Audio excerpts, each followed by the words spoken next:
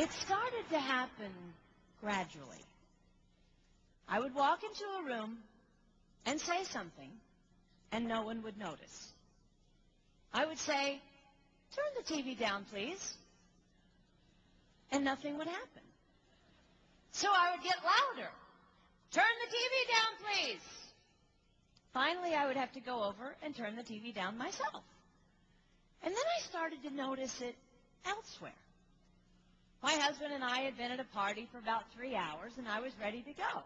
I looked over, and he was talking to a friend from work, and I walked over, and he kept right on talking.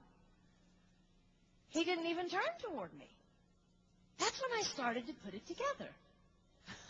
He can't see me. I'm invisible.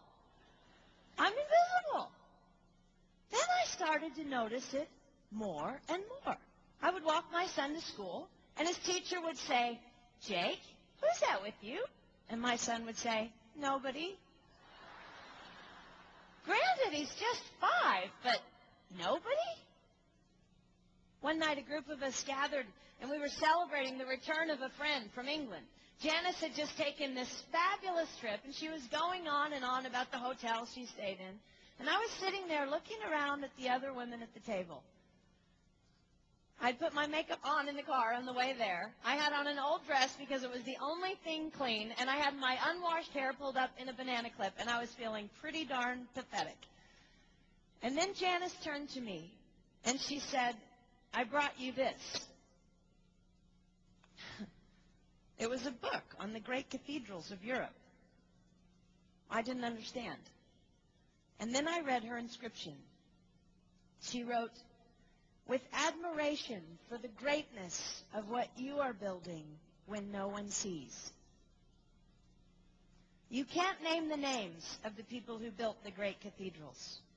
Over and over again, looking at these mammoth works, you scan down to find the names, and it says, "Builder, unknown, unknown, unknown."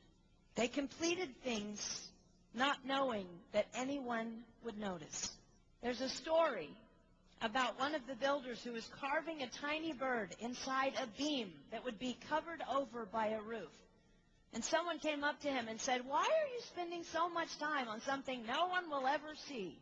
And it's reported that the builder replied, "Because God sees." They trusted that God saw everything. They gave their whole lives for a work, a mammoth work, they would never see finished. They showed up day after day. Some of these cathedrals took over 100 years to build. That was more than one working man's lifetime. Day after day. And they made personal sacrifices for no credit.